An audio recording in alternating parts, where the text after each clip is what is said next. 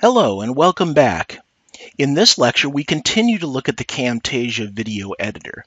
In this case, I've captured a moment in time right after I actually captured my lecture on the course overview.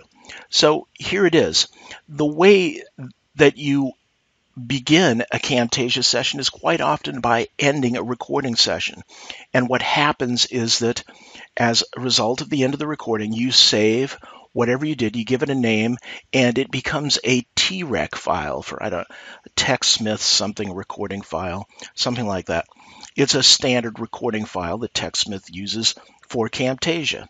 And it throws you into the Camtasia editor with the TREC file that you just recorded in the clip bin, and also having it down on the timeline is the first thing. So here we are, brand new to an editing session pretty much. And what I wanted to talk with you about is playing with the timeline, and particularly the playhead here, and how to make simple edits to what you've recorded. In fact, we have to make some simple edits because part of this is showing the PowerPoint slide before the presentation actually begins. So let's work by trimming off the beginning with the PowerPoint and getting up to where the presentation begins. Now, you do this by manipulating the playhead here. Notice this green downward arrow. What this is like a cursor in time. It's your locator as far as a number of seconds of footage into your presentation. And as you move it along, you'll notice that in the preview window, you see your presentation taking place. So move it back and forth. If you want to click anywhere on the timeline, the playhead will jump to that position and show you what's at that position. The other thing that you can do is use the play controls to automatically play from where the playhead is, as well as many things that you insert, like callouts and so on, occur at the location of the playhead. So it's very important as you're editing to move this along and get to the place that you'd like to be. Okay, so for instance, here's the PowerPoint stuff that we don't want. We're going to pull ahead until there. We get a blank screen. In fact, we might go right up to where the sound is beginning. Now notice you can see the sound as this squiggly line coming here. So we can see when sound begins. And I'm going to pull it to right just before then. Now, notice these little green and red bars on either side of the playhead. You can pull these to make selections. So if we want to select everything before the playhead, we grab the little green bar and we pull it backwards. The red bar stays there and the playhead backs up, selecting everything in between. Now we can actually play the selection by coming up here and hitting the play button, and it plays through it. Not a very exciting part of the selection. It's me setting up a PowerPoint presentation, and there I am clearing my throat, getting ready to speak. So what we're going to do is we're going to approve that, yes, that is the stuff that I wanted to get rid of. And here you hit the scissors right up here on the Edit Tools bar. It's right here because it's very commonly used to cut that section out. And it is now gone. Some things that you can do. Right now, our timeline is showing the clip going off the screen to the right because it's too long. And in fact, right up here, this little number shows you how long the clip is. It's 3 minutes and 21 seconds. Right here on the timeline, the little rule shows us that we're only going up to 2 minutes. So there's about a minute of clip off there to the right. We can use the scroll bar at the bottom to scroll to the end of the clip. Here it is. And to scroll back. So in this way, we can position our playhead anywhere along this track that we're listening to and playing. Now, additionally, you can zoom in and out on the video by pulling this little button here on the zoom bar in and out to the left and the right. And you notice the bar gets smaller and larger. Now, it's easy to see the whole bar to move around this way, but sometimes when you want to do a detailed edit or you want the playhead to be exactly before you say something, then you want to zoom in to get details. Watch how detailed you can get on the voice down below. Now you're really seeing the voice as it plays along, and you can position the playhead right in between two voice areas to make a cut. Okay, if we want to make a cut to the right of the playhead, you pull this little red bar to the right to make a selection. If you want to make it to the left of the playhead, you pull the green bar to the left. So that's the way that you make selections. Let's look at some other edits that you can make on the timeline once you've made a selection with the playhead.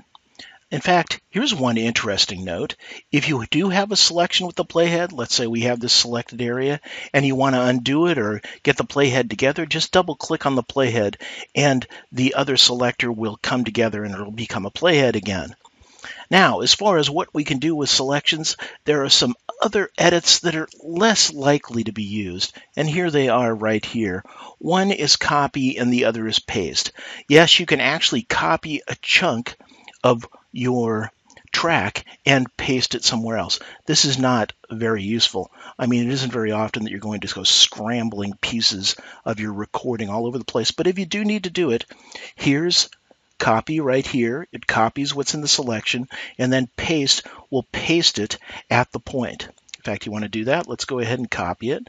We copy it. Now let's get the point maybe to the end, and we go ahead and we paste it. And here's what we just pasted, copied from earlier. Once again, not used very often. What's used more often with a selection is cut. The other thing that's common to do at the point is a split. Let's say that we want to add some video here at position 4 minutes and 33 seconds, right where the playhead is. Well, there's no way to stuff it in here right now because this is just one long track. However, if we take it and split it by selecting the track we want to split and then using the split tool, it splits at the playhead into 2 tracks. So now we can actually see we have 3 tracks here, and we can pull it apart if we want to put some video in between. So splitting and copying or cutting are 2 common things. Another really common thing that you're going to use here is on the edit tools at the top of the timeline is undo and redo. These are your best friends. If you make any mistakes, just keep clicking undo. It maintains an undo history, and you can undo everything that you've done. So we pretty much looked at the timeline horizontally as far as time. Now, what about stacking things? Let's bring something into the clip bin that we don't already have. In fact, here we go. We've got it right here, Camtasia Overview. If we bring this down, we can stack it on another track, and it overlays everything that's down below. So I won't see this video. But if it's shorter than the other video, or if it fits into this gap, I can make multiple tracks play back and forth. Also, if this track 2 was a soundtrack, I would just hear it over the video below. You can't see through video to video down lower. So you stack tracks this way, and let's say we do just want this track to fill that little gap. Here's where the speaking begins. Now, I want to edit track 2, but not track 1. How do you do that? By clicking the lock. The little lock shades the track 1 in a particular way, and now any edit that I make on the tracks will not take effect on track 1. So I'll only be editing track 2. If I pull to the beginning and do delete, notice that track 2 didn't change at all, or track 1 rather. Only track 2 changed. Now I can drag this up to the gap. I can pull the point to the end of the gap, the playhead, and then I can select everything to the end of the clip, which is rather long. Come on, get over there. Well, you get the idea. And then cut it. And it goes away. Here, we can get it in 2 cuts. There we go. And we cut that, and now we just have a little filler here in our gap. And we can unlock track 1, so now our edits take effect on all tracks. A little complicated, but don't worry, we're going to be doing lots of editing and you're going to get the feel for this. That's the timeline, both horizontally and vertically. Horizontally, you go through time. Vertically, you go through stacked tracks.